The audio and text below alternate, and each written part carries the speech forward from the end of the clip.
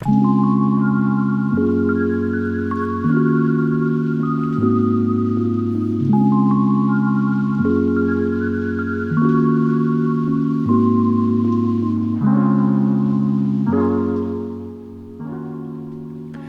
about 6 years ago, I placed an order for a DX Racer Max, which was at that time one of the better chair brands. 6 years on, and this is kind of what it looks like. So the headrest has been on pretty much since day one, and it's got some pretty reasonable wear and tear on it. The back and the bolsters on the sides, they look pretty good. The lumbar support pad just starting to show wear because I've only really been using it since this stay-at-home thing with COVID. The seat, however, has been showing the worst wear, and this only really started, again, once I started staying home with COVID. The forward section, where my legs kind of dangle off the sides, you can see the most wear and tear.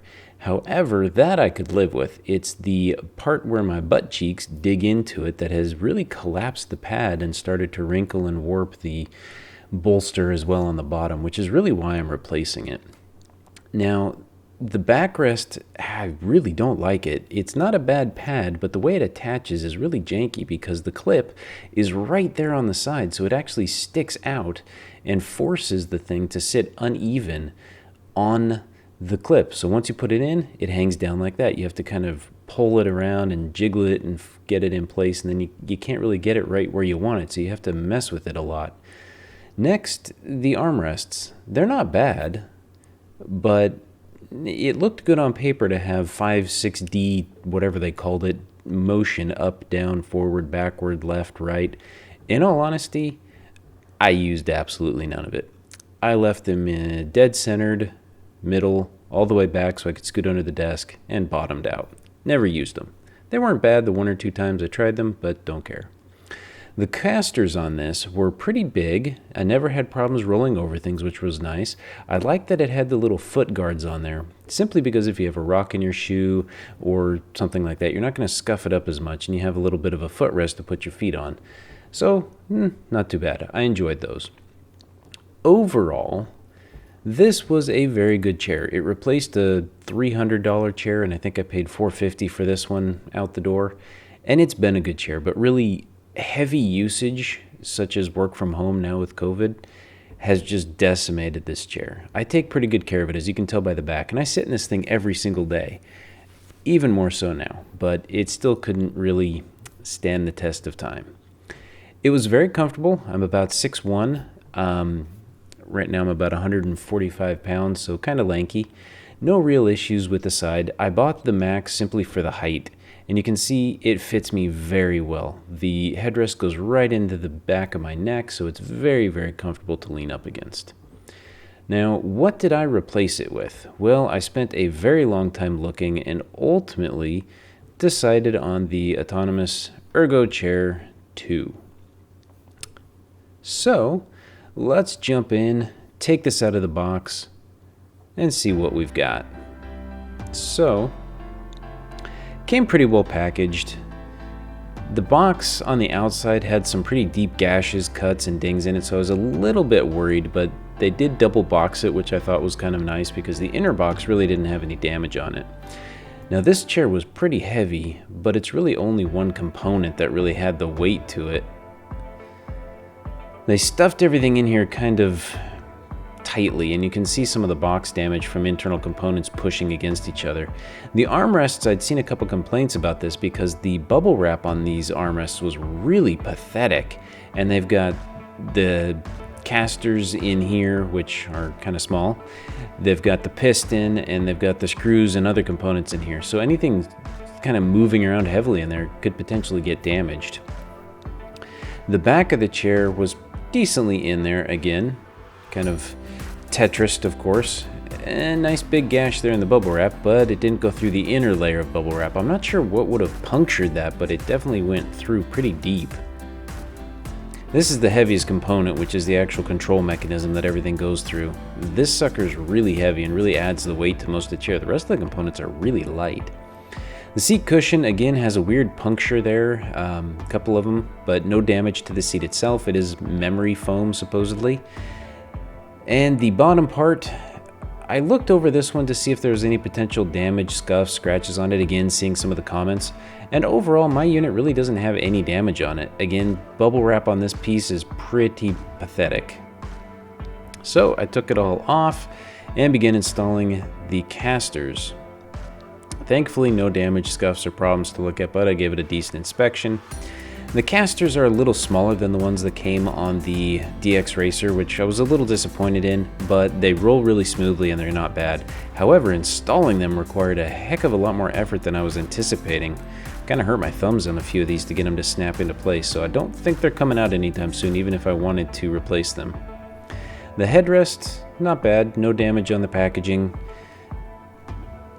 Armrests, 3 screws, and you can see they're a little lengthy, so you have a bit of adjustments that you can make in the way they install. Now the handle, or the actual armrests themselves, don't have any controls to their motions, forward, backward, left, right. Similar to the DX Racer, you can move them in those directions, but they're kind of free-floating, which is a little weird. And I find the pad on them a little hard, but again, I'm not terribly concerned. The few times I've rested on it, it really hasn't fatigued it that much.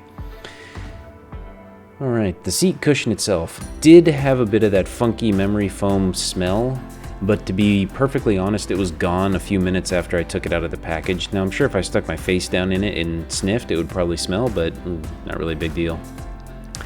Back of the chair, very light. The way the lumbar support is there in the back is pretty decent. A bit of a pain to adjust, but we'll look at that in a moment. And the screws. So overall, everything was very well packaged. I was pleased that there was absolutely nothing damaged. Moving through the assembly, I did a couple steps out of order. Really, you're supposed to put the armrests on first and then attach the actual control mechanism.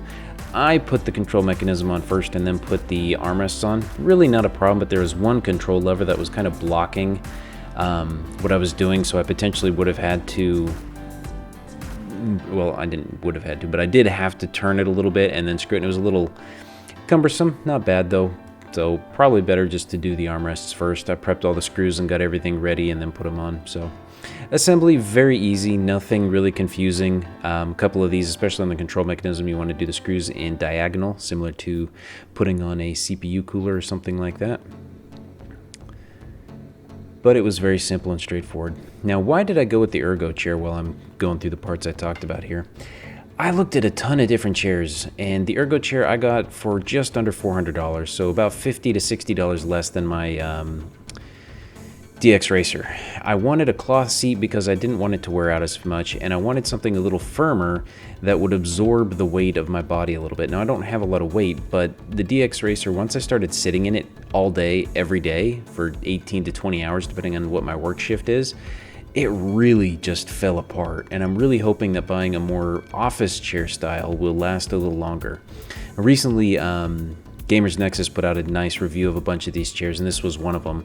And I'd already narrowed it down to about 3 chairs. I think they looked at 2 of the ones that I had. They didn't look at the other brand, was about $320 to $289, depending which variant you got. But it had some other complaints.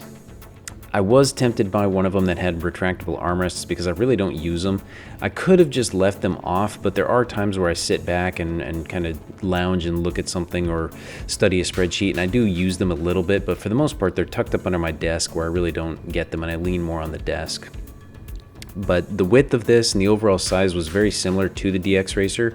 The only difference is the back is not a solid piece up to the headrest, so I was a little concerned that it would impact my shoulder blades a little bit if I sit up all the way, and while I can feel it, it really doesn't bother me.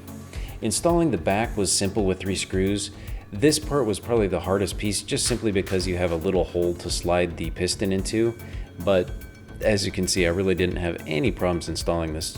Total assembly time, all in, was about 17.5 minutes, even with me here trying to figure out which of the 5-6 different controls moved the seat forward, backward, up, down, tightened and loosened the lean back, and then the secondary back control you can see there behind the lumbar support. Now, the headrest itself is a little bit funky. You can get it to dial in similar to the way the DX Racer slots into the back of your neck, and that's where it's supposed to go, but I find it a little difficult to get it pushed in just right because the up and down rotation is very simple, that sometimes just leaning back will cause it to do that. But otherwise, you can see here in the comparison The two chairs are virtually the same size with all the pertinent details. So you can see the lumbar support's much better placed. The width of the seats there, just no bolsters. Armrest is about the same height. Headrest at the same height. The footprint of the chair is lifted a little bit, so while the piston doesn't travel as much, the overall height is about the same. All right, now the headrest itself has those little dots in that section you can see there right above where it bolts in that you can lift and click it in and out of. You can do this while you're sitting there, but you kind of have to use your shoulders to kind of push it up and lift it, and then you can rotate the headrest up or down. I still haven't got it, at least the headrest, dialed in right where I think I like it, but it's overall not too bad. The chair itself with the lumbar has two options. So you can lean the chair back, which I don't like, with that control off to the right side, and the headrest will move up because it changes the shape of the back. You can get that dialed in and lock it, and then you're okay. The lumbar support, you kind of have to push into the back of the chair, and then you can lift it up and down. You can see I've got it lowered down a little bit just to where I feel I need the support. And then you can unlock the chair's lean back, and the lumbar support really won't change because the seat back will stay virtually in the same position. It's only when you lean back with that knob on the actual back of the chair that it kind of changes the shape a little bit, and I don't like that one as much. So similar to the DX Racer, here I am sitting in it. You can see I'm trying to get it dialed in, so my shoulders are kind of pushing on the headrest right there. It's a bit low, you can see, so grab it, lift with the shoulder blades, and just kind of pop it up a little more, and then you can articulate it to get it kind of dialed in. So it's still not there. I've got it lifted almost all the way up. I can push it forward a bit, but then it kind of leans back into my shoulders at the top, and I can feel it. It pushes my head forward more where I like it, but I don't know if I'll get the headrest dialed in. It was nice on the DX Racer, but I didn't use it that much. You can see here I am leaning backwards and forwards, and the headrest and the rest of the chair doesn't change position.